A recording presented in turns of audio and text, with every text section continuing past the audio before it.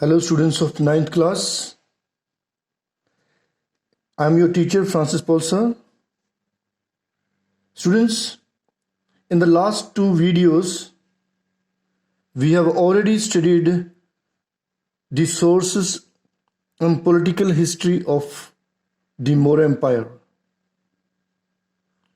In this chapter, in the same chapter, that is chapter number 4, we shall study the Maurya administration and Ashoka Dhamma.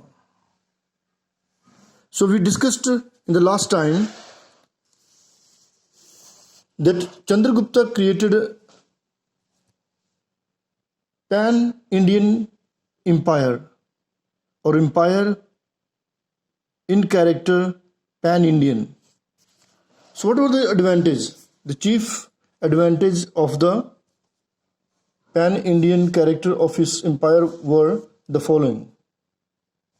It marked the end of small states. I told you in the last time, small kingdoms are known as a kingdom, principalities. But once it comes under one banner, under one king, it is known as the empire.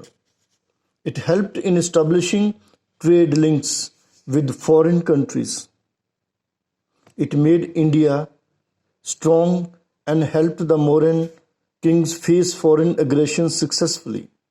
So nobody could attack because the Indian kingdoms were united together. After Ashoka victory over Kalinga, the era of conquest war was over. And that was the main cause of the decline of Mauryan Empire. Because Ashoka adopted Dhamma or Dhammagosha. That means not Digvijay, not victory by force or conquest by force, but victory in all the direction. That means the policy of religion. So what were the administration? It was Chandragupta Maurya under the guidance of Chanakya, who laid the foundation of an elaborate system of administration. Chandragupta's son Bindusara retained the same system and Ashoka made some minor changes necessitated by the change of heart after the Kalinga war. Now, what kind of administration were there? Like today, as a federal government of India, like a central government and state government, that time also, so central government of the Maurya. The Maurya government was centralized and was managed by several officers of different ranks. The king was the supreme authority and his throne was hereditary. He was also the supreme judge.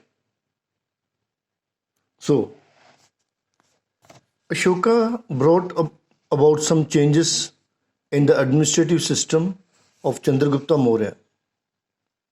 He appointed Mahamantra, the governors, to look after the welfare of his subjects. At the central level, the king was assisted by the Council of Ministers, headed by the Prime Minister. Each minister was responsible for his department. The Council of Ministers, including Chief Pujari of State called Prohit, Senapati, who advised the king on matters related to war and peace. The head treasurer called Sanidata and Samharta, the taxation expert. The other important officers were Accountant General and so on. Now that was the central government at the center. Now this is a government of the provinces, like we have a government at the state level. So, provincial government.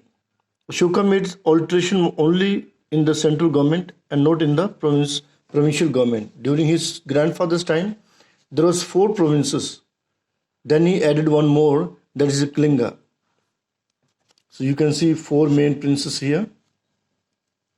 Yes. Head of the prince was called Kumar or Aryaputra. During Ashoka's time, the Kumar was assisted by governor. Then we had Pradeshika, collected taxes. Rajuka performed the functions of modern day Tahsildar or revenue officer. The Yukta was a treasurer. Then we had a district administration. So it was run by Pradeshika or Rajuka or Yukta. Then there was city administration. According to Megasthenes, the administration of Pataliputra, the capital city of Maurya Empire, was looked after by a committee of 30 members. Then there was a revenue system, collection of taxes. Two kinds of taxes were there, Bali and Bhaga. Bhaga was levied on agriculture produce and Bali was a religious tribute. So, toll tax was imposed on articles which were brought for sale. There was a spy system. There were spies against the spies, and on important matters, more than one agent was asked to collect information. Military administration. Chandragupta Maurya maintained a huge army consisted of infantry, cavalry, elephants, and chariots. The king was commander-in-chief of the army. So, we'll study now Ashoka Dhamma. The Dhamma, as described in Ashoka's edict, is not a religion or religious system, but a moral law or a common code of conduct or an ethical order. What were the principles of Dhamma? Respect to elders and love to children. Ahimsa or non-violence. Good deeds or good karma would have happiness to man in the next birth. He taught people to respect all religion. He disproved empty rituals. What was the impact of Dhamma? Religious unity. There was religious unity. Moral values. People and officers followed moral values. End of crimes. And then, with the policy of conquest and war having come to an end, Ashoka Dhamma helped officials to undertake public welfare and public work schemes. So that was all about the administration of Maurya and the Dhamma of Ashoka. So once more, have a reading, go through this one, and you will have interest in that. Now let us have the exercise. Do the question answers, short questions. First one is state any two sources of information about the Maurya Empire. It is Arthashastra and Indica. Who wrote Arthashastra? Kautilya. What is its importance? It is on page 43. This part. It is a comprehensive manual. Till you can take topics, political topics. Then, what is the importance of Ashoka's edicts? On page 44.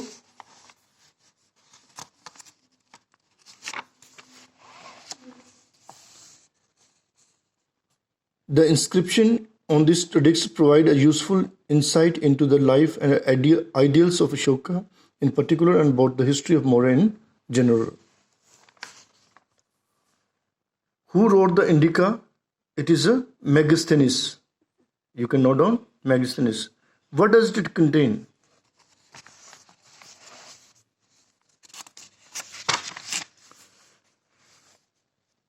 It contains his impressions of what he heard and saw during his stay in India. Then, what is a stupa? Page 44. Second column. The stupa is a semi-spherical solid dome-like structure made of unburnt bricks and stones. Okay, and it is asked, name one stupa. You can say a Sanchi stupa. Sanchi stupa. Then, how did Chandragupta Maurya establish Maurya dynasty? On page 45, first column, take second para. After a long series of battle with Chandragupta, the Nanda capital fell. This led to the emergence of new dynasty, the Mauryan dynasty. Okay. What is the importance of Kalinga War in the personal life of Ashoka? Take page 46. There are second, third point. You can take that one. Second and third point. Okay. Then, what was the impact of Ashoka embracing the policy of Dhamma Ghosha? Page 46. Second column, fifth point. Fifth point, second column. Name two texts mentioned in the texts of Ashoka. It's Bali and Bhaga. How did the king keep himself abreast whatever was happening in his kingdom? So you can write down, there were spies against spies and king kept knowing about the administration of the city. Okay. Name two officials who assisted the king and in which capacity? Page 47. Second column, third paragraph, fourth line. The council of ministers included chief pujari of the state called Prohit, Senapati, who advised the king on matters related to war and peace. Then what is meant by Ashoka Dhamma? Page 48. In the second column, Ashoka Dhamma is there. I think sixth line. Dhamma has described in Ashoka Dix is not a religion or religious system but a moral law or a common code of conduct. Okay. Give the basic principle of Ashoka Dhamma. Again, on the same page, second column, there are 5 and you can take any 3.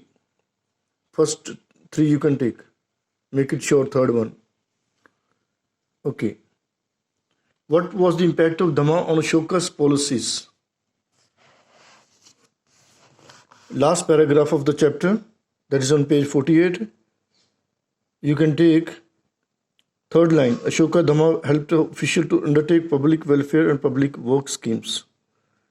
So that's all from your chapter. Go through it well. Take care of you and keep praying. Bye-bye.